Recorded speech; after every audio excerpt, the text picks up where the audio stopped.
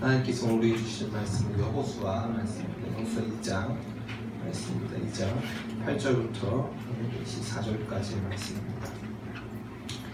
여호수아 2장 8절부터 14절까지의 말씀을 다른가요? 맞나요? 네. 여호수아 2장 8절부터 14절까지의 말씀, 제가 한 절, 여러분이 한 절 나누어서 교독하여 읽겠습니다. 여호수아 2장 8절부터 14절입니다. 제가 먼저 보겠습니다.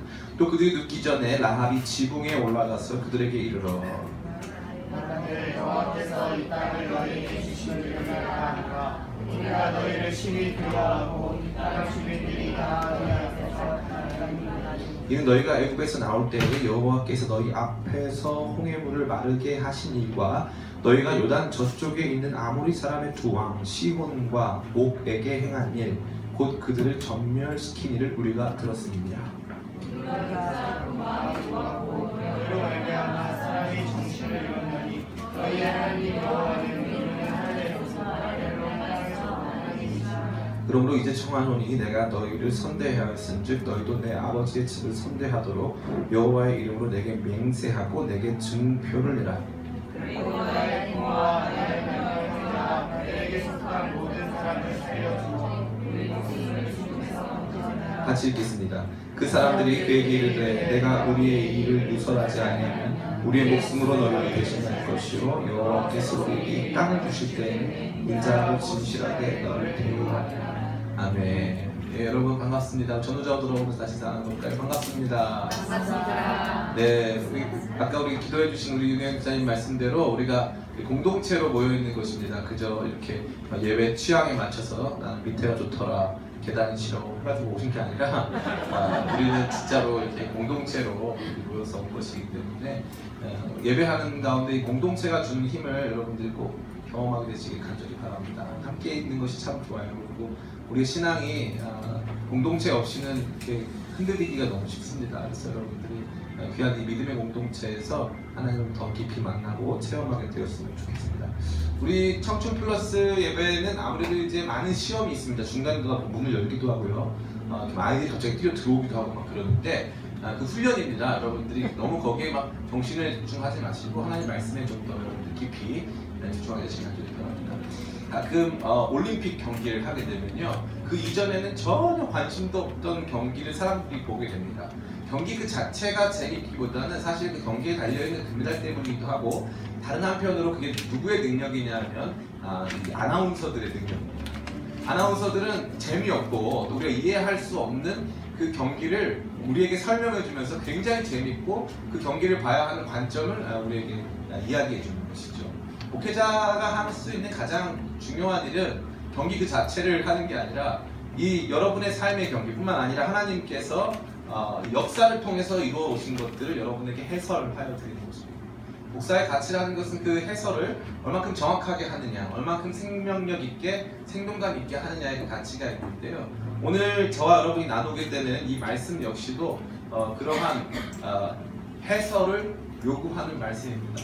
저는 여러분들이 저와 같이 신앙생활 하시면서 제가 하는 설교가 다소 어려울 수 있습니다. 그러나 이 해석의 관점, 특별히 하나님 말씀을 대하는 여러분의 시선을 조금 더 명확하게 가져가 주신다면 이 말씀 더욱더 깊이 이해하고 제대로 깨달을 수 있게 줄 믿습니다. 특별히 제가 그리스도인이 믿는 것이라고 하는 주제에서 잠깐 이탈하여서 오늘 하나님 나라에 대해서 한번 더 깊이 나누려고 하는 것은 이게 굉장히 어려운 주제이기 때문이기도 하지만 동시에 이게 생각보다 굉장히 재밌고 신나는 주제인데 우리가 이것을 깊이 바라보지 못하는 부분이 있기 때문에 그렇습니다.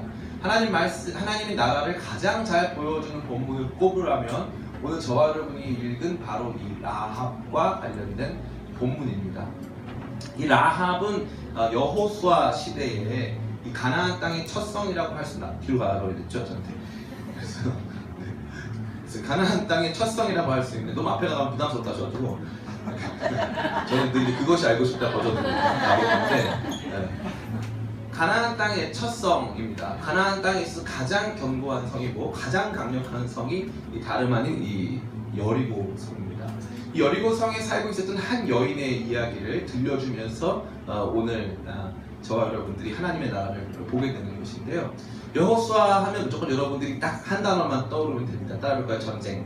네. 네, 전쟁. 여호수아서 하면 전쟁이 그 핵심 키워드입니다. 이 전쟁은 다른 전쟁이 아닌 정복 전쟁입니다. 야전군이라고 할 수 있는 이스라엘 군대가 이 주둔군이라고 할 수 있는 여리고 혹은 가나안 7족속의 부대를 대항해서 전쟁을 펼쳐서 그 나라를 점령해가는 내용이 여호수아서 전체의 내용입니다. 굉장히 박진감 넘치는 내용이 아닐 수가 없겠죠. 그 가운데 저와 여러분이 읽게 된 오늘 이 여리고성 전투 직전에 있었던 이 스파이 밀정과 관련된 이야기는 저와 여러분에게 이 정복 전쟁을 우리가 어떻게 이해해야 하는가를 설명해 주고 있습니다. 첫 번째, 우리가 정복 전쟁을 이해할 때 이미 하나님의 나라가 도래하고 있다는 것을 기억해 볼 필요가 있습니다. 누구 입장에서 그러냐면 가나안 백성들의 입장에서 보면 그렇다는 것이죠.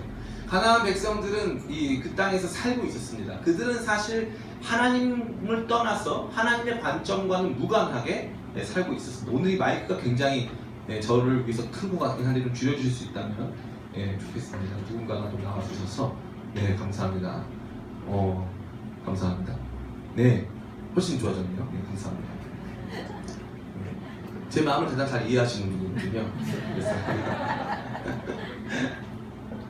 여호수아 정복 전쟁에 있어서 오늘 이 본문이 보여주는 내용 중에 핵심은 하나님 나라가 이미 도래했다라는 관점이고, 그것은 가나안 백성의 관점에서 이것을 봐야 한다는 것이죠. 이스라엘 백성들은 이 여리고성에 대항해서 전쟁하는 것이 쉬운 일이었을까요? 어려운 일이었을까요? 어려운 일이었습니다. 여리고성은 굉장히 견고한 성이었고 뿐만 아니라 이스라엘이 광야 지역에서 상당히 많은 한 2번 정도의 승리를 거두었지만, 그럼에도 불구하고 큰 성을 대항해서 성을 이렇게 탈취하는, 성을 탈환하는 전쟁을 치러본 적이 없기 때문에 굉장히 어려운 일이었습니다. 그래서 이 성이 어떠한 상태인가를 보기 위해 스파이를 파송합니다. 이 스파이들이 잠입해 들어간 곳은 가장 이 사람들이 붐비고 사람들이 쉽게 들어갈 수 있었던 곳 중에 하나였던 술집이었습니다. 그 술집엔 누가 있었을까요? 그 술집에는 언제나 영원히 자매님들이 계십니다. 이 술집에 있던 자매님 중에 한 사람이 바로 이 라합이라고 하는 사람이었습니다. 라합이 봤을 때 이 사람들은 정탐꾼들, 다시 말해서 이 나라 사람들이 아니었습니다. 이 사람들을 보고 우리가 생각했을 때 정상적인 여리고 시민이라면 너희들 스파이야? 그러면은 내가 너네 신고하겠어 할 수 있어야 되는데, 이 여자는 신고하기는커녕 어떻게 합니까? 그 사람들을 도와주고 숨겨주고 뿐만 아니라 그 사람들에게 약속을 하라고 요청합니다. 무슨 약속입니까? 이 성이 함락되면 우리 집을 구원해달라고 요청을 하는 것이죠. 저는 여러분 여기에 주목해야 된다고 봅니다. 이 여인은 가나안에 있는 모든 사람들을 대표하고 있습니다. 이 가나안에 있는 모든 사람들의 가졌던 마음이 무엇이냐 하면 이 하나님 나라의 도래로 말미암아 신이 마음이 떨렸다는 것입니다. 가나안 땅은 이 하나님의 심판 앞에 놓여져 있었습니다. 가나안 땅은 시간이 지나면 지날수록 그 땅 내부에 자리한 부조리들과 사회적 억압들이 충만하게 차오르고 있었습니다. 그것 가운데 살고 있었던 이 한 여인은 소원이 있었는데, 그것은 무엇이냐 하면 구원이었습니다. 물론 목사님, 이 여인이 진짜 영적 구원을 바랐을까요? 그렇진 않은 것 같습니다. 그러나 확실한 것은 이 여인은 여리고에 대한 충성심이 조금도 없습니다. 이 여리고의 전통을 보존하고 여리고의 역사를 이어갈 마음은 없다는 것이죠. 지금 여인에게 중요한 것은 하나님의 나라가 도래하고 있고 심판이 오고 있고 우리는 심판 아래 놓여져 있고 우리는 구원을 원한다는 것이죠. 그 심판 앞에서 살아남지 못할 것이라는 것을 이 여인은 알고 있다는 거죠. 하나님의 나라는 역사 속에 침투해 들어옵니다. 이 기독교 신앙의 탁월함 혹은 기독교 신앙이 가진 독특한 면은 이 역사 속에 하나님의 나라가 실제로 임하고 있는 장면을 보여주기 때문에 그런 것입니다. 그렇다면 두 번째인데, 누가 이 하나님의 나라를 제대로 인식하는가 하는 것입니다. 하나님의 나라는 이들 가운데서 제대로 보이기 시작했는데, 그중 독특한 이 라합이라고 하는 한 여인의 입을 빌어서 하나님 나라가 어떠한 모습인지, 또 그가 어떤 사람인지를 통해서 하나님 나라가 어떠한 모습인지를 밝혀주고 있는데, 라합은 기생이었습니다. 기생은 어떠한 사람들일까요? 제가 아는 어떤 이 분이 강남의 선능역 근처에서 일을 하세요. 그래서 일을 하시면서 이분이 거기 보니까 원룸이 쫙 있다는 거예요. 원룸이 굉장히 비싼데 막 70만원, 80만원 한다는 거예요. 월세가 보증금도 없이 월세가 80만원씩 한다는 거예요. 그러니까 이분이 보시기에는 정말 이 젊은이들이 젊고 아름다운 젊은이들이 정말 돈 벌고 일하겠다고 강남에 와가지고 살면서 열심히 일하는구나 이런 생각을 가졌다는 거죠. 근데 알고 봤더니 거기에 있던 분들이 다 누굽니까? 아침에 출근 안 하고 저녁에 출근하는 분들이었다는 거예요. 거기 있던 분들 대부분 저녁에 출근하는 분들. 그들은 누구입니까? 이 화려한 이 강남이라고 하는 대한민국을 대표하는 이 문화 또 경제의 중심지에 살면서 그들은 사실 거기 강남에 잘 사는 사람들의 성적 만족, 관계적 만족을 주기 위해서 쓰임받는 이 부수적 존재로서 살아야 된다는 것이죠. 나중에 말씀을 읽어보면 라합이 어디 살았냐면요, 성벽에 살았습니다. 성벽에. 당시에 이 여리고성을 학술조사한 보고학팀에 따르면 이 여리고성은 2개의 이중 성벽으로 구성되어 있는 도시였습니다. 거기에 이 성벽에 놓여져 있는 사람들, 부자들은 절대 성벽에 살지 않습니다. 왜냐하면 성벽은 공격받을 수 있기 때문에 성벽에 살지 않습니다. 거기에는 그 도시, 다시 말해서 여리고의 도심, 다운타운에서 여리고 사람들을 위해서 종사하던 수많은 사람들이 살고 있던 지역이라는 것이죠. 거기에 라합이 살고 있다는 것입니다. 자기는 여리고에 있는 왕족도 아니고 귀족도 아니고 성공한 부자도 아닙니다. 그녀는 여리고 안에서 어떻게 해서든지 먹고 살기 위해서 자신의 웃음을 팔아가면서 하루하루 연명해가던 그 사람이었다는 것이죠. 하나님 나라의 도래는 이 여인에게 있어서는 어떠한 면에 있어서 소망과도 같은 일이었습니다. 그래서 그 여인은 과감하게 여리고를 배반하는 거죠. 여리고 땅을 과감하게 배반하고 우리말로 치는 이적 행위, 적을 이롭게 하는 행위, 이 스파이를 숨겨주고 자기를 살려달라고 애원하는 것입니다. 이 당시에 이 여리고 사람들 뿐만 아니라 가나안 족속의 사람들의 마음을 알 수 있는 구절이 있습니다. 우리 여호수아 5장 1절입니다. 앞에 화면이 준비되어 있지 않습니다. 여호수아 5장 1절 같이 한번 읽겠습니다. 여호수아서 5장 1절 같이 읽겠습니다. 시작. 요단 서쪽의 아모리 사람의 모든 왕들과 해변의 가나안 사람의 모든 왕들이 여호와께서 요단물을 이스라엘 자손들 앞에서 말리시고 우리를 건너가게 하셨음을 듣고 마음이 녹았고 이스라엘 자손들 때문에 정신을 잃었다. 아멘. 이 모든 사람들이 실상 이 이스라엘 백성들이 요단강을 맨 땅으로 걸어오는 것, 홍해 바다를 맨 땅으로 걸어서 건너고 요단강을 맨 땅으로 걸어서 건너온 것으로 말미암아 충격을 받고 마음이 완전히 녹았고 정말 더 이상 싸울 전의를 상실했다는 것이죠. 이게 이 라합을 통해서 그들의 마음을 보여주고 있는 것이죠. 그럼 재밌는 것은 무엇입니까? 그러면 그들이 하나님의 나라가, 다시 말해서 진짜 하나님의 군대가 행진해 오면서 행한 일들로 말미암아 마음 이성을 잃게 되고 정신이 높고 더 이상 싸울 전의가 없게 된다면 그들은 사실 어떻게 해야 되냐면 마음을 열고 하나님의 나라에 굴복해야 합니다. 6장 1절 누가 한번 읽어주시겠어요? 6장 1절 같이 한번 읽어볼까요? 시작. 이스라엘 자손들로 말미암아 아멘. 성경 히브리어는 굉장히 재밌는데 굳게 닫혔고라는 표현이 원문에 넣었고요. 닫혔고 똑같은 말을 2번 쓰면 굉장히 강조를 하는 거예요. 아주 원시적인 언어죠. 닫혔습니다. 그 문이 닫혔습니다. 그 말은 무엇입니까? 이 백성들, 라합으로 대표되어지는 그 사회에서 억압받고 있었던 사회 중간계층 혹은 그 사회의 이 부수적인 사람들 안에서는 더 이상 이 땅에 소망이 없다는 것을 발견했습니다. 그러나 그 사람들이 그 문을 열었습니까? 안 열었습니까? 열지 않았습니다. 닫아놨습니다. 여리고성이 심판 가운데 놓여져 있다는 사실을 모두 다 알았습니다.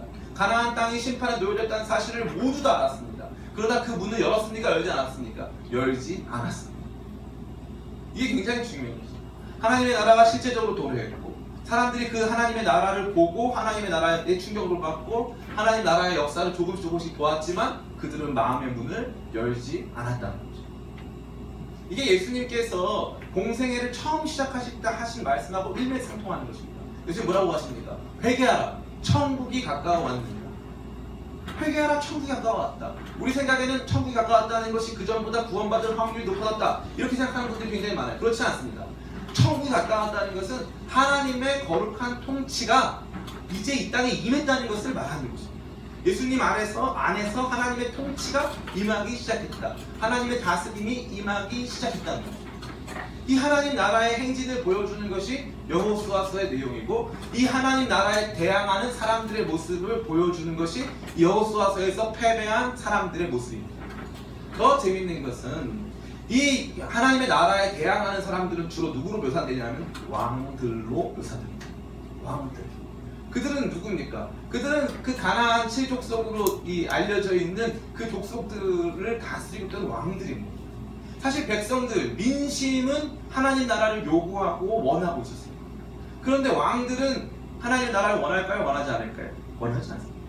하나님께서 이 땅에 오셔서 통치하는 것을 왕들은 원하지 않습니다. 그렇기 때문에 이 사람들이 하나님 나라의 대거로 복귀하고 하나님 나라의 대거로 항복하고 그 나라의 일원이 되는 것을 누구도 원하지 않는다는 것입니다. 누구도 원하지 않는다. 특별히 왕들이. 그래서 그들이 끝까지 반항하는 것이죠. 오늘 저와 여러분에게도 마찬가지입니다. 이 누가복음에 보면은 사탄이 너희들이 나에게 이 왕권을 넘겨줬다. 이 왕권은 나에게 넘겨준 것이므로 내가 너에게 줄 수 있다. 사탄이 이렇게 공격을 하는데, 그 말은 무엇이냐 하면은 사탄이 지금 왕으로서 우리를 억압하고 있다는 것을 말하는 거죠. 계속적으로 하나님의 나라가 도래하고 하나님의 역사가 이루어져 가고 있는데 우리는 거기에 동조하고 거기에 항복하고 하나님 나라의 일원으로 살아가려고 하는 욕망을 갖긴 갖지만, 우리를 지배하고 있는 사탄 마귀가 우리로 하여금 하나님의 나라에 적극적으로 들어가고 하나님 나라를 충분히 누리고 할 수 있는 것을 원하지 않는다는 것이죠. 끝까지 반항한다는 것이죠. 이것이 성경 전체 혹은 인류 전체의 역사의 진행입니다. 인류 전체 역사의 진행입니다. 하나님의 나라는 이 땅에 도래하고 사람들은 그것을 막기 시작합니다. 그러한 충돌 가운데서 하나님의 나라는 작아집니까? 커집니까? 그러한 충돌 가운데서 하나님의 나라는 커집니다. 하나님의 나라는 역사 이래로 단 한 번도 작아진 적이 없습니다. 우리 생각에는 하나님의 나라, 오늘 교회 옛날에는 1200만 성도를 자랑하다가 지금은 850만 명 아닙니까? 850만 명 중에 200만 명이 이단 아닙니까? 650만 명밖에 없는데 어떻게 목사님 하나님의 나라가 더 커진다고 말씀하실 수 있습니까? 예, 대한민국에서 부흥이 멈춘 다음에 어느 땅에 부흥이 일어났습니까? 중국 땅에 부흥이 일어났습니다. 중국에는 이미 1억이 넘는 2억에 가까운 크리스찬들이 존재합니다. 그들은 우리보다 훨씬 순수한 신앙을 가지고 있고 그들은 하나님의 말씀에 순종할 준비가 되어 있습니다. 그들을 넘어서서 지금 이 시대에 우리가 봤을 때 부흥이 없는 저 서구 유럽 뭐 이런 국가들이 존재하지만 남미에 놀라운 부흥이 일어났습니다. 지금 대한민국이 사실은 한 10여 년 전까지만 해도 전 세계의 선교사 파송 2위였습니다. 인구 대비 전 세계 1위 선교사 파송 국가가 대한민국이었습니다. 2등이 미국이었죠. 지금은 누가 1등인 줄 아십니까? 브라질이 세계 1등입니다. 브라질에서 전 세계로 선교사를 파송하고 있습니다. 더 놀라운 사실을 말씀드릴까요? 우리가 봤을 때는 전혀 복음이 전해질 것 같지 않은 땅 어디입니까? 무슬림 이 장벽입니다. 이 무슬림 장벽 안에 복음이 전하여지고 있습니다. 복음이 전하여져서 그 안에서 사람들이 개종하는 일들이 벌어지는데 이 무슬림 개종은 누가 시킵니까? 선교사가 못 들어가는 땅 아닙니까? 누가 개종시킬까요? 무슬림 개종. 하나님이 직접 시키십니다. 꿈속에서 하나님께서 나타나셔서 지금도 제가 이 무슬림 개종 얘기하니까 이슬람 무장단체 자체에 단추를 이렇게 테러를 했습니다. 이 무슬림 세계 속에서 하나님께서 직접 선교하십니다. 어디서요? 그들의 꿈속에 들어가셨습니다.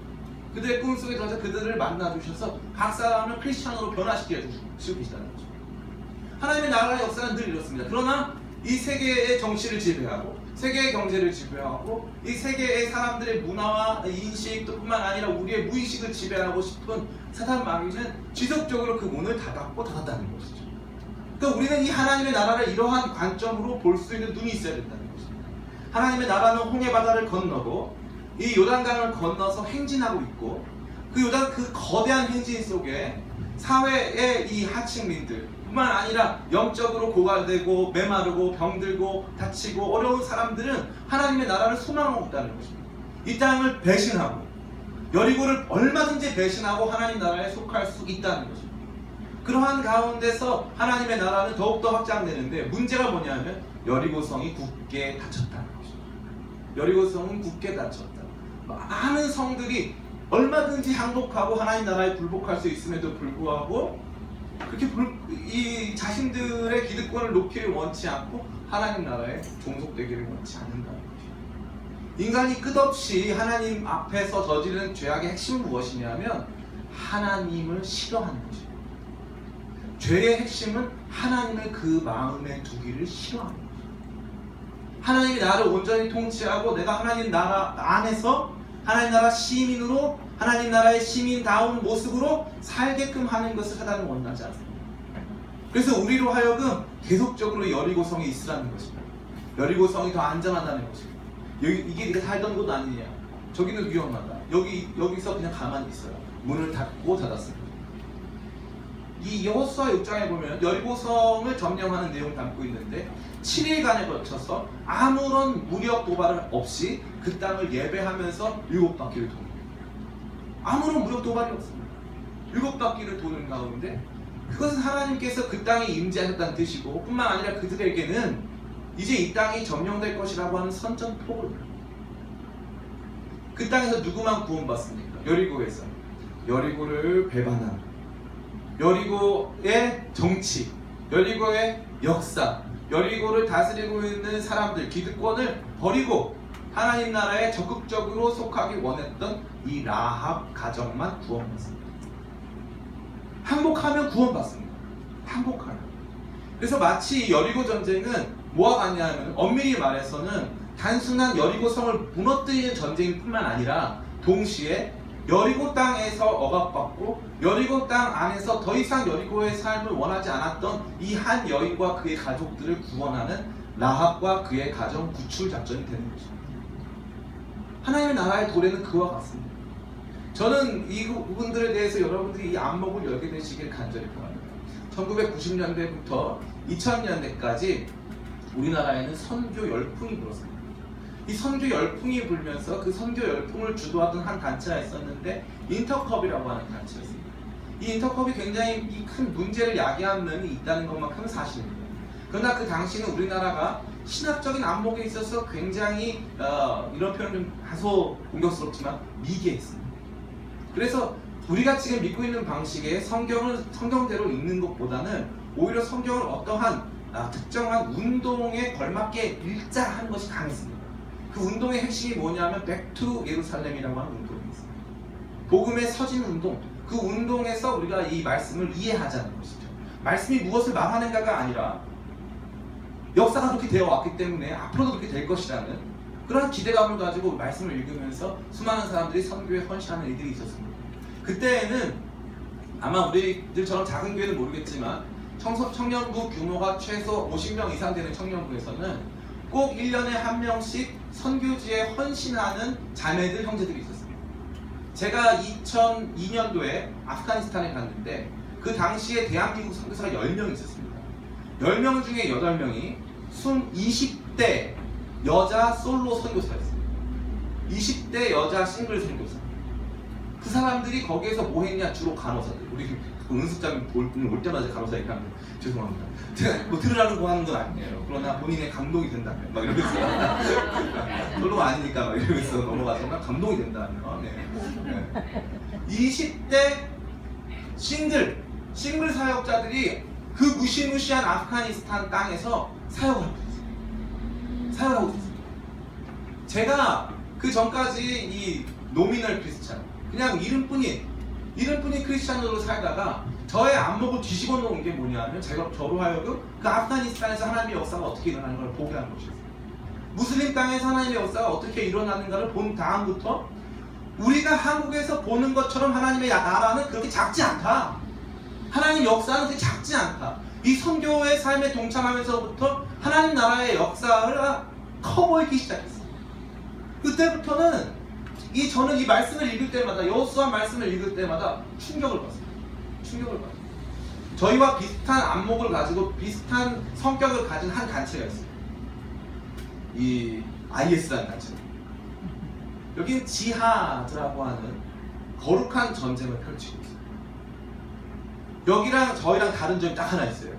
그게 뭐냐 하면 이 지하디스트들은 성전주의자들, 이 거룩한 전쟁을 펼치는 무슬림 형제들은 폭력을 그 중요한 도구로 삼고 있습니다. 그런데 하나님의 나라는 의와 평강과 희락이 주고 있습니다. 이게 하나님 나라입니다. 하나님의 나라는 사랑으로 전진합니다. 희생의 피로 하나님의 나라가 더욱더 확장된다는 거예요. 우리는 세상이 없는 방식으로, 세상에서는 상상할 수 없는 방식으로 하나님의 왕국을 진전시키고 있는 사람들. 하나님의 왕국이 이 세상에 필요합니다. 오늘 억압받고 있는 수많은 사람들 가운데 수많은 라합과 같은 사람들은 하나님의 나라를 원하고 있다는 것이죠. 라합은 하나님의 나라를 원했습니다. 이제 이 땅에 심판이 임할 것이고 나는 그 나라가 도래할 때 나를 기억하여 나를 구원해달라고 하는 이 라합과도 같은 사람들이 존재한다는 것입니다. 어디에 존재할까요? 저 북한 땅에 있습니다. 저 중국 땅에 있습니다. 이 대한민국에도 굉장히 많이 있습니다. 제가 요즘에 뭐 이렇게 특별히 제가 무슨 성차별주의자가 이런 건 아니지만, 근데 제가 보면서 이 자매님들의 삶이 과거보다 훨씬 더 이 뭐라고 해야 될까요? 어렵고 또 안타까운 면을 많이 보게 됩니다. 특별히 최근에 이 자매님들이 경험하게 되는 이 뭐라고 할까요? 폭력들, 그것으로 말미암는 이 더 이상 참을 수 없는 자매님들의 이 목소리 같은 경우도 마찬가지인데, 자매님들은 그러한 상황 속에서 제가 말을 조심스럽게 하다 보니까 지금 상당히 이제 어려운데, 핵심적인 것은 무엇이냐면 이 땅에 사는 자매들이 굉장히 불쌍하다는 거죠. 굉장히 불쌍하다. 굉장히 불쌍하다. 많은 억압 속에서 살아왔다 이거죠. 살아왔다. 그런데 그들이 지금 무슨 방법을 선택하고 있느냐? 더 하나님께 가까워지는 방법을 선택하고 있느냐? 그렇지 않다는 거예요. 여성 흡연율, 여성 음주율 뿐만 아니라 여성들의 이 외도 뿐만 아니라 여성들이 구가하는 여러 가지 이 삶의 모습 안에서 잘못된 모습이 전개되고 있습니다. 남자들은 안 그럴까요? 훨씬 심각하죠. 남자들은 훨씬 심각합니다. 제가 왜 여성들을 먼저 말씀드렸냐면 여성이 더 나빠집니다. 과거에 비해서.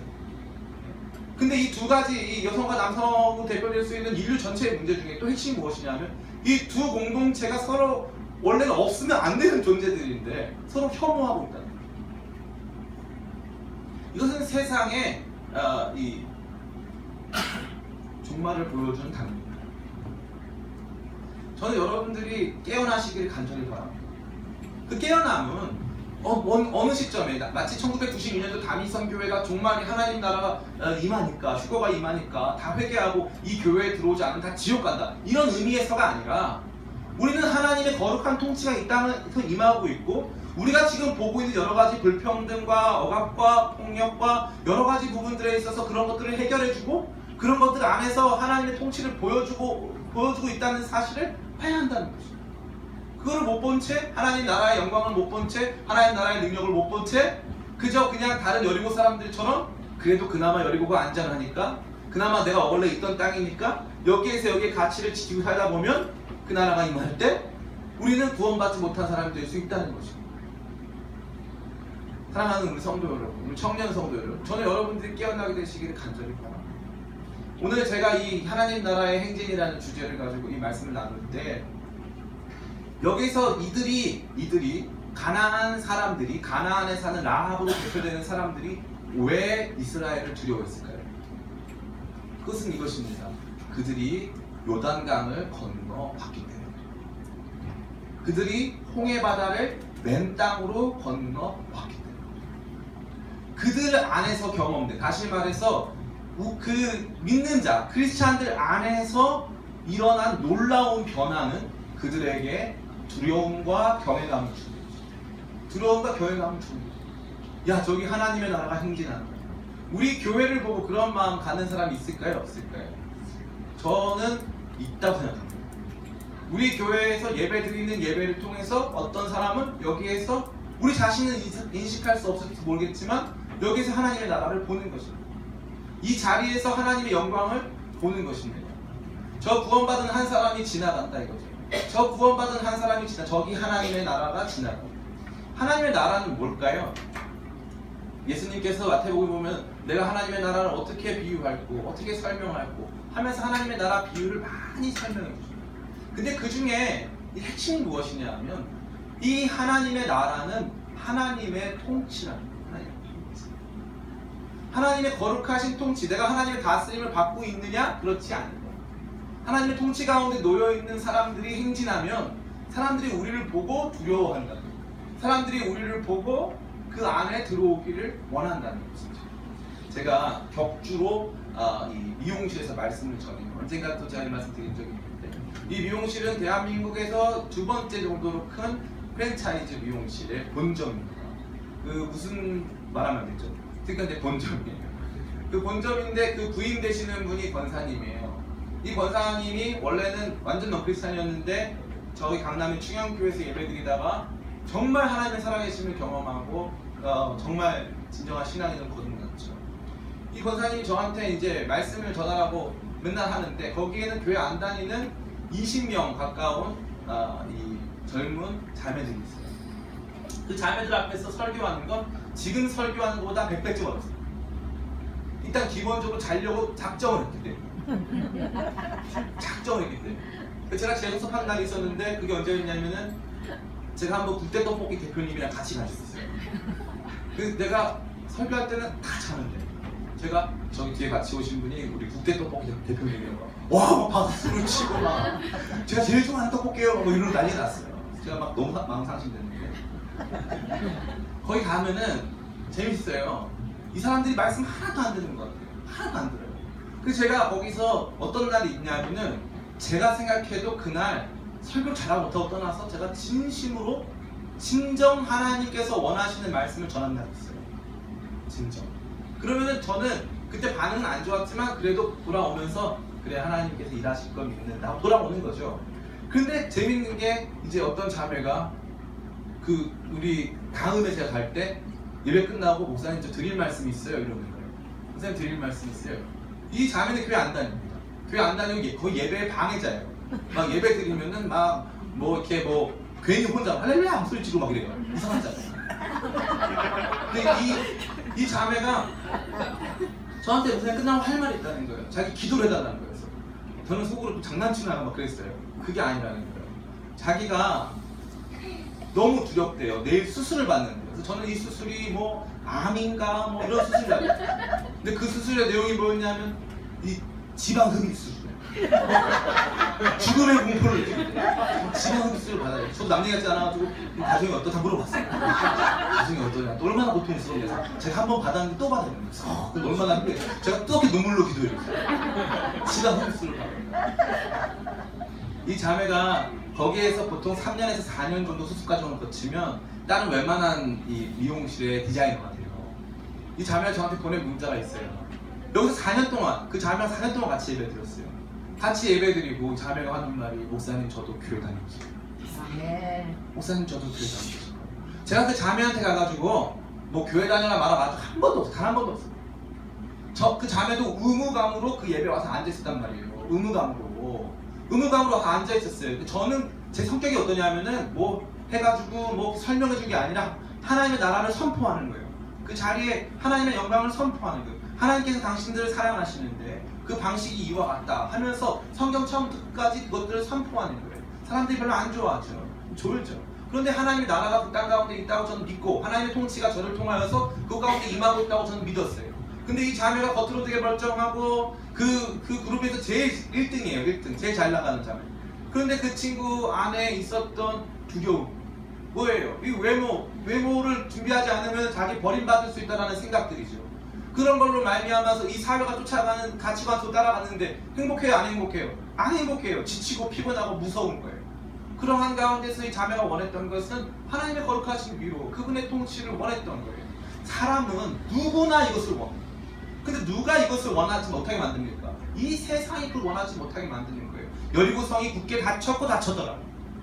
여리고성은 닫아놓는 거예요. 하나님의 심판은 임하는데 여리고성은 닫는 거예요. 거기에서 복음을 들은 한 여인, 거기에서 하나님의 사람들을 만난 한 여인이 와서, 라합이 와서 이렇게 얘기하는 거예요. 이 성이 멸망당할 때 나를 좀 구해주세요. 나를 구해주세요. 이 여인이 얼마나 담대하게 말하는지 같이 보길 바랍니다. 우리 2장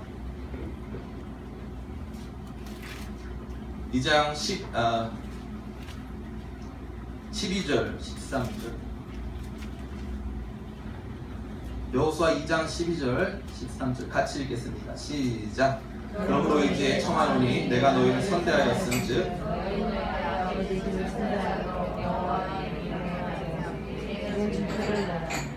나의 부모와 나의 남녀 형제와 그들에게 속한 모든 사람을 살려주어 우리 목숨을 죽음에서 건져내. 아멘. 이 말씀을 보면 이 여인이 얼마나 담대합니까? 우리 목숨을 죽음에서 건져내라 이거예요. 건져내라.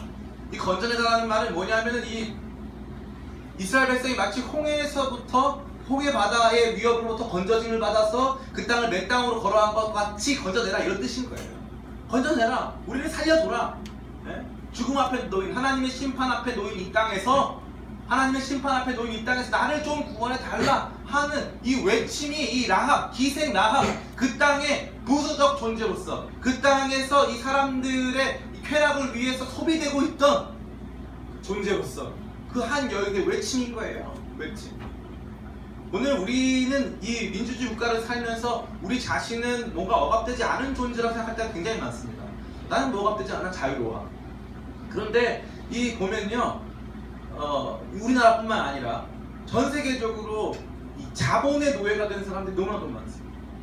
돈이 우리를 노예화시키는 것이죠. 돈의 정신적 노예가 되기도 하고 이 돈의 실제적인 노예가 되는 사람들도 굉장히 많습니다. 굉장히 많습니다. 그러한 사람들 안에 내면의 욕구는 뭐냐 하면 이 땅이 저주받고 심판받는 땅이 될 것이라고 하는 것에 대한 생각입니다. 자꾸 이 세상은요, 자꾸 세상은 우리로 하여금 이 땅에 대한 긍정적 인식을 갖게 하려고 하고 있습니다. 근데 이 땅은 날마다 좋아질까요? 좋지 않을까요? 날마다 나빠지고 있습니다. 기후 환경의 변화가 그 대표적이고 뿐만 아니라 전 세계적으로 일어나는 이 무슬림들로부터 양떼는 부분이 큰데 전 세계적으로 일어나는 긴장과 갈등, 전쟁의 위협 등이 그와 같습니다. 세상은 살기 좋은 땅이 아닙니다. 세상은 행복한 곳이 아니라는 것이죠. 목사님 그렇게 말씀하시면 안 되죠. 세상이 왜 살기 좋은 땅이 아닙니까? 전 살기 좋던데요. 대한민국이 전 세계에서 가장 살기 좋은 곳으로 뽑혔더라고요. 치안 뭐 이런 것 때문에 뽑혔더라고요. 근데 재밌는 게 돈 많은 사람들이 살기 좋은 거예요. 돈 많으면 대한민국이 전 세계에서 제일 살기 좋은 곳이에요. 전 세계에서 제일 살기 좋아요. 기술 문명 이런 거. 근데 우리는 이 나라를 뭐라고 부릅니까? 젊은이들이 헬조선이라고 부릅니다. 헬조선. 지옥이라고 부른다는 거죠. 그들에게 하루하루의 삶은 지옥과도 같습니다. 그들이 경험해야 하는 인생의 어려움. 저는 우리 교회 청년들 보면서 오늘도 한 친구가 저한테 전화를 했어요. 전화 안 해도 되는데 전화했어요. 목사님 저 고시 준비하는 친구. 목사님 저 오늘 교회 못 가요. 강의가 있어요. 특강 있어서 교회 못 가요. 근데 그 목소리 너무 어두워요. 너무 어두워요. 아 그래 내가 기도할게. 목사님 저 오늘 교회 못 가요. 하는데 그 목소리가 너무 어두운 거예요. 그런 아이들에게 있어서 그 가정에는 이 장애인 동생이 있고 집은 어렵고 힘든 가운데서 이 고시 공부 패스 안 하면 자기 안 되면은 더 이상 살아야 될 의미도 못 찾는 그런 친구들이 수두룩합니다. 청년들이 얼마나 많은지 그들에게 이 땅에 소망이 있냐고 물어보시길 바랍니다. 소망 없다고 말합니다. 저는요 기독교인이 갖는 것이 제일 중요한 세계관이 뭐냐면 선지자적 비관주의라는 거예요. 그 뭐냐면 이 땅은 하나님의 심판 아래 놓였다는 거예요. 하나님의 심판 아래 놓였는데 이 땅을 누가 회복시켜 주냐 하면 하나님이 회복시켜 주실 거예요.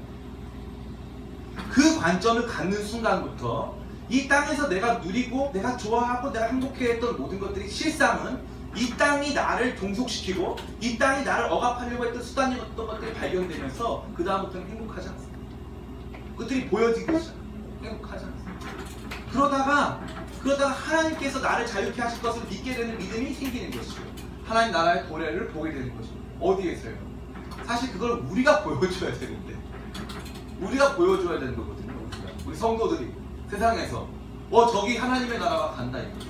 저기 하나님의 이 거룩한 성도들이 행진한다 이거죠. 제가 언젠가도 말씀드렸는지 모르겠는데 손 목사님이 있잖아요. 설교 때 했던 얘기 중에 하나인데 어떤 그 교회에 계신 이 집사님이 계신데 집사님 교회에서 중직자다 보니까 이제 회사에서 술을 못 마시잖아요. 그러면 이제 사장님이 술을 준다는 거예요. 마시라고. 사장님, 딴 사람도 아니고. 사장님이 딱 따라주는 그 술을 이분이 딱 들고 사장님이 주시는 이 귀한 술을 하면서 가슴으로 탁 뿌린 다음에 가슴으로 받겠습니다. 술을. 이거를 한 몇 번 하니까 그 사람들이 말도 안 시키고 그 다음부터는 사람들이 상동도 안 한다는 거예요. 사장님이 주시면서 가서 먹겠습니다. 그렇게 하고 안 먹으니까 안 받는다는 거죠. 걸어다니는 하나님의 나라죠. 아니 저는 그 생각합니다. 여러분들이 뭐 술을 드실 수도 있어요. 상관없습니다. 그거 저는 여러분들 너무 그것을 죄악시하지 않게 되길 바랍니다. 술 먹는 성도가 교회 와야 됩니다. 교회 와야 돼요. 그런데 중요한 것은 무엇이냐면 세상 속에 하나님의 나라를 보여주는 사람들이 있어야 됩니다.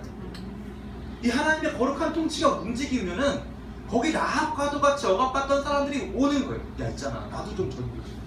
제가 그 전에 있던 교회에서 선생님이 한 분 계세요. 아주 뭐 잘 사죠. 선생님 잘 사는데 선생님 저한테 딱 얘기를 하시는 거예요. 뭐라고 얘기하냐면 이렇게 말하는 거예요. 목사님 제가요 어디 고등학교를 나왔는데 친구들이 한 번도 나한테 전도를 안 했대요.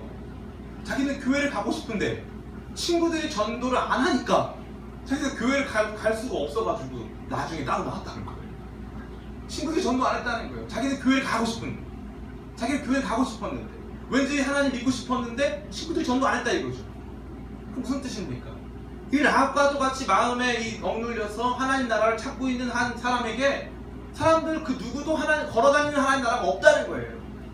걸어다니는 하나님의 나라, 하나님의 통치를 보여주는 사람이 없다는 거예요. 아, 저 사람은 진짜 하나님의 통치를 보여주고 있다 하는 사람이 없다는 것이죠. 제가 여러 차례 이 예화를 드렸습니다. 목사님 왜 예화를 여러 번 주세요? 그 예화를 기억하면 그 설교 말씀이 기억날 때 많기 때문에 그래요. 제가 이 다니던 학교에서 어떤 일이 있었냐면은 어떤 학생이 장학금을 들고 교목실로 찾아왔어요.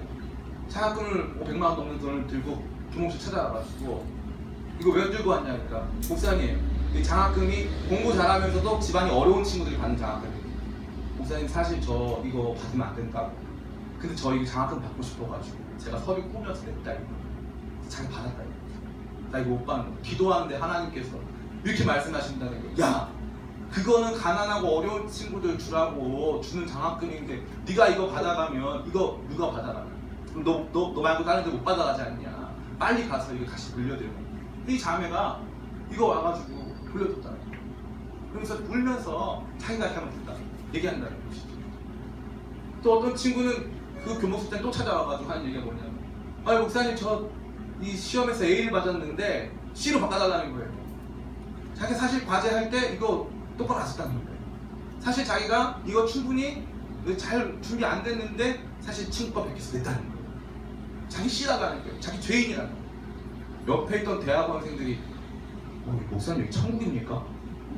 천국이에요. 이랬다는 거예요. 그건 뭐예요? 거기 하나님 나라의 가치관이 그들을 지배한 사람들이 있다는 거예요. 하나님 나라의 거룩한 문화가 그들의 개인의 삶을 지배하고 있는 사람들이 걸어다녀요. 제가 다녔던 학교에는 무슨 전통이 있냐면 학교에서 누가 돈을 떨어뜨려요. 10,000원짜리 뭐 큰 경우는 50,000원짜리 떨어지면 어떻게 하냐면 학교 게시판이 있단 말이에요. 애들이 그거를 이거 뭐라고 그러죠? 앞정으로 붙여놔요. 언제 어디서 주소 하고 게시판에 붙여놔요. 그게 일주일이 지나도 그대로 있어요. 2주일이 지나도 그대로 있어요. 하나님 나라예요. 걸어다니는 하나님의 나라. 하나님 나라가 행진하는 거예요. 그 하나님의 나라가 저 열방을 지나서 저 무슬림 땅으로 행진하고 있다니까요. 그 거룩한 행진 속에 우리가 있는 거예요. 숨지게 수많은 사람들은 하나님 나라 통치를 원하고 있어요. 그곳에서 이 여리고라고 하는 이 큰 성벽의 돌봄을 받고 있지만 사실은 성벽에 살고 있고 여리고라고 하는 문명의 혜택을 받고 있지만 사실 거기서 내 웃음을 팔아야 하는 그러한 그 땅에 억압된 수많은 사람들은 하나님의 나라를 원하고 있다는 것입니다. 목사님 왜 이런 설교를 한 번 더 하는 것 같습니다. 지난번에 했던 설교의 이 확장판 혹은 심화판이라고 할 수 있는데 저는 여러분들이 여기에 눈을 뜨게 되시길 간절히 바랍니다. 신앙 개인주의가 제일 무서운 거예요. 왜 그러냐면 내가 은혜 받으면 모든 게 다 천국이고 나에게 은혜가 없으면 성경 말씀이고 뭐고 관심도 없어질 경우 우리의 신앙은 지극히 이 흩날리는 이 조금만 부는 바람에도 흩날리는 혼자밖에 남지 않은 이파리밖에 안 됩니다. 대신 우리의 신앙이 주님의 몸된 교회와 그분의 나라라고 하는 큰 나무의 일원이 되면 그러면 우리는 뽑히지 않습니다. 그 큰 나무의 일원이 되어서 함께 그 나무 이파리를 구성하고 있을 때 우리는 버틸 수 있습니다. 하나님의 나라가 움직이는 것을 보시기를 바랍니다. 하나님의 나라가 움직이고 있습니다. 그 가운데 여러분이 그 거룩한 하나님의 나라의 일원으로 살아가고 있다는 거죠. 움직이는 하나님의 나라. 그 가운데 수많은 사람들이 이 나라로 들어오길 원합니다. 예수님께서 뭐라고 말씀하시냐면 천국은 침노하는 자들의 것이다 말씀하십니다. 침노하는 자들. 이 침노한다는 게 뭐냐면 천국으로 돌진하여 들어간다는 거죠. 천국을 강력하게 사모해서 천국을 향해서 돌진하는 사람들. 천국은 뭐라고 그랬습니까? 제가 앞으로 여러분에게 말씀드릴 때 천국이라는 단어를 사용하면 100% 하나님의 나라. 이 하나님의 나라는 죽어가는 하나님의 나라를 의미하는 것이 아니라 오늘 이 땅에 도래한 이미 이 땅 가운데 존재하는 하나님의 나라를 믿고 있습니다. 이 하나님의 나라에 돌진하여 들어가기를 원하는 수많은 사람들이 있는데 그들은 우리를 만나기를 원합니다.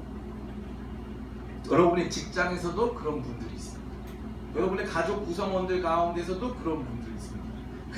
그런 분들이 한번 하나님의 나라를 만나고 체험하면 그런 분들은 그 안에서 자유로움을 누리고 생명을 얻게 되는 거죠. 여러분들이 저는 세상의 실패자, 세상의 패배자, 세상 속에 살아가는 이 부스러기와 같은 세상에서 소모되는 사람들 되지 않게 되기를 간절히 소망합니다. 저는 늦가기 인생입니다. 대학교를 29살에 들어갔으니까 저보다 더 늦가기 인생은 아마 없는 것 같은데 모든 걸 너무 늦게 시작했고 잘 되지 않았습니다. 제 인생은 그럴 것 같았습니다. 그런데 하나님께서 저를 만나주신 다음부터 제가 있는 평정심, 또 열등감이 사라지는 귀한 감격이 있었습니다. 그 다음부터 저를 사로잡는 건 뭐냐면 내가 하는 작은 소리, 내가 하는 이 작은 언행, 내가 생각하는 것들이 세상을 바꿀 수 있다고 하는 믿음이었어요. 우리 부모님들 물을 얼만큼 쓰냐가 세상을 바꿉니다. 세상을 바꿉니다. 전기를 얼만큼 사용하냐가 세상을 바꿉니다. 제가 여러분 단순히 지금 제가 한전에서 나왔거나 수자원공사에서 나와가지고 여러분에게 물소비 절약을 촉구하려고 하는 게 아니라 하나님 나라의 일원으로 살게 되면 그 다음부터 그러한 인식의 변화가 시작됩니다. 재밌는 게 있어요. 외국에 선교를 나가보면 거기에서 만나는 아이들, 거기에서 만나는 사람들은 우리에게 놀랄 만큼의 영향을 받습니다. 충격을 받는 거예요. 우리가 찬양하고 우리가 예배하고 우리가 기도하는 모습에 충격을 받는 거예요. 이 해외 이 선교사님들 모임을 하잖아요. 그러면은 갑자기 기도를 코리안 스타일로 하죠. 그러면 그게 뜻은 뭐냐면 소리 지르면서 기도하자는 뜻이에요. 그래서 막 소리를 지르는 거예요. 한국인들이 움직이면 선교의 판도가 달라져요. 이상하죠. 한국 사람들 하나님 이상하게 만드셨어요. 그래서 굉장히 특별합니다. 굉장히 특별해요. 이 한국 사람들이 이상해요. 이 한국 사람들이 하나님의 나라를 대변하는 사람들로 1990년대와 2000년대 초반까지 전 세계를 압도했습니다. 전 세계를 압도했습니다. 근데 오늘 이 시대 속에 우리 젊은 청년 그리스도인들은 그 힘을 잃어버렸습니다. 우리 이 30대를 넘어서 30대부터 50대까지의 이 청장년 계층은 비전을 상실했습니다. 그 이유는 노후의 막막함 속에 시달리고 있습니다. 이 세상이 원하는 방식, 이 세상이 원하는 방식, 그저 그렇게 너만을 위해 살아라. 너만을 위해 살아라. 너 하나 잘 살면 그걸로 땡이다. 그죠? 하나님 나라는 거기 멈춰있지 않습니다. 오늘 하루 내게 주어진 곳이 감옥이라도, 오늘 하루 내게 주어진 곳이 작은 그저 우리 가정과 우리 교회와 내가 걷는 이 거리라 할지라도 우리가 걸어다니는 하나님의 나라고, 우리를 통해 세상 사람들은 하나님의 나라의 영광과 능력을 체험하는 거죠. 제가 잘하는 게 하나 있어요. 저는 여러분에게 이것을 실천을 요청드리는데 딱 하나 잘하는 거예요. 저는 세상 누구보다 친절합니다. 친절한 요한씨. 그래가지고 버스를 타면요 어떻게 합니까? 꼭 인사를 해요. 안녕하세요. 딱 찍어요. 제가 바닥에 안녕하세요 딱 찍으면 학생입니다 이러지 그러는데 그냥 안녕하세요 하고 딱 찍고 어디 가도 안녕하세요 감사합니다 잘 먹었어요. 밥 한 끼를 먹어도 고개를 얼마나 많이 숙이는지 몰라요. 왜요? 사람들이 제가 목사님인 거 알면 안 되거든요. 목사님이 야 맞더니 목사님이 엄청 교만해 그러면 안 되거든요. 안 되거든요. 우리 사모님이 저랑 걸을 때 자꾸 손을 잡자 그래요. 손을 뿌리칩니다. 뿌리치. 왜냐하면 저는 걸어다니는 하나님 나라예요. 아니 손잡는 죄는 아니잖아요. 여러분 자매님도 뭐야? 막 이러는. 손잡는 게 죄가 아니에요. 그리고 손잡았다고 하나님 나라 안 보이는 것도 아니에요. 근데 혹시나 여기 동네에서 걸어다니시는 분들이 저를 바라보고 왜냐면 저 다 인사를 하시니까 이 동네에서 뭐 떡볶이 가게부터 과일 가게 다 인사하니까 저기 목사님 지나갔다고 저만 가면 꼭 만나는 할머니 한 분 계세요. 그 할머니는 저만 지나가면 굉장히 큰 목소리로 저분이 목사님이야 저기 기쁨의 교회 있지 저분이 목사님이야 이걸 너무 크게 부담스러워 죽겠어요. 저는 걸어다니는 하나님의 나라. 안녕하세요 할머니 잘 지내셨어요. 걸어다니는 하나님. 여러분들이 만약에 어느 가게, 어느 슈퍼, 어느 버스 안에서 여러분들이 그리스도인이라는 이야기가 들렸을 때 사람들이 고개를 끄덕이지 못한다면 저 사람이 교회 다녔어? 아이고 이런 일이 벌어진다면 그것은 얼마나 안타까운 일이겠어요. 우리 그리스도인의 자부심은 여러분이 돈을 얼마큼 많이 버느냐 있지 않습니까? 하나님의 거룩한 통치 속에서 살아가면서 그분께서 우리에게 원하시는 삶의 방식대로 살다 보면 하나님께서 우리한테 라합과도 같은 사람들을 붙여주시는 거예요. 우리한테. 그리고 뿐만 아니라 우리의 시각을 넘어서서 열방을 보게 될 때 전 세계에 있는 라합과도 같이 억압받는 수많은 사람들이 보인다는 거죠. 하나님 저한테 그런 마음을 굉장히 많이 주셨습니다. 우리 기쁨의 교회는 아마도 한 10년쯤 있다가 저 아프리카에 대학교도 하나 세울 것 같아요. 우리 기쁨의 교회는 한 10년쯤 있다가 선교사를 한 20명쯤 파송하는 교회가 될 줄 믿습니다. 우리 기쁨의 교회는 열방의 하나님의 나라의 통치를 보여주면서 행진하는 교회가 될 줄 믿습니다. 제 라이벌 교회가 하나 있어요. 저 중계동에 가면은 감자탕 교회라는 교회가 하나 있거든요. 한 10,000명 나와요. 라이벌 교회. 그 교회가 그 한국 기독교 봉사단을 운영해요. IT에서 지진이 나잖아요. IT에서 1번으로 가는 사람 누군지 아십니까? 그 교회 담임 목사님이랑 성도님들이 1번으로 가요. 10,000명이 돼요. 담임 목사가 가요. IT에 지진 나요.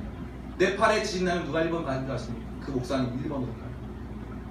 일본에 동일본 대지진이 일어나면 아무도 못 가는 누가 1번으로 가는 줄 아세요? 그 목사님이랑 성도들이 기독교 봉사단 이름 딱 들고 가는 거예요.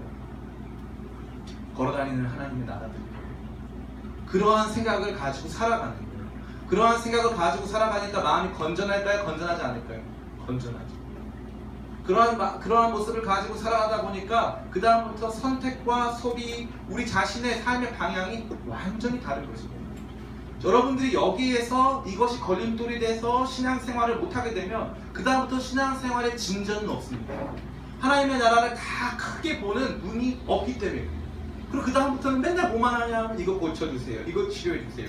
하나님이 무슨 뭐 서비스센터 직원이죠. 이거 고쳐주세요, 이거 바꿔주세요, 이거는 싫어요, 이거는 좋아요. 평생 이러다 끝나는 거예요. 제일 참. 이 하나님 나라 행진에 함께 동참해서 이 땅에 속한 수많은 라합과도 같은 사람들 고쳐내서 그들을 구원하고 살려내는 귀한 일들을 함께 감당하게 되기를 간절히 원합니다. 저는 여러분들이 그 일들에 기쁨으로 동참해 주실 것을 믿고 있습니다. 우리 교회가 특별히 무슨 일을 하거나 하지는 않습니다. 아직까지는 없어요. 그리고 제가 굉장히 신중한 편이기 때문에 우리 교회의 상황들이나 모든 것들을 종합해서 그런 일들을 추진합니다. 이 모든 것을 일로 보시면 안 돼요. 무슨 일을 할 때 동참하지 아니에요. 우리의 존재가 걸어다니는 하나님의 나라. 내가 걸어다니는 하나님의 나라. 제가 사실 시각적으로 더 깊은 얘기를 드릴 수 있지만 오늘 여기서 마치길 원합니다. 여러분 자신이 걸어다니는 하나님의 나라고 우리가 세상 가운데 나타날 때 굳게 닫힌 여리고 성벽 속에 숨어있던 라합과도 같은 사람이 구원을 받는 것입니다. 그러한 거룩한 소망을 가지고 하나님의 나라로 살아가게 되시기를 예수님의 이름으로 축원합니다.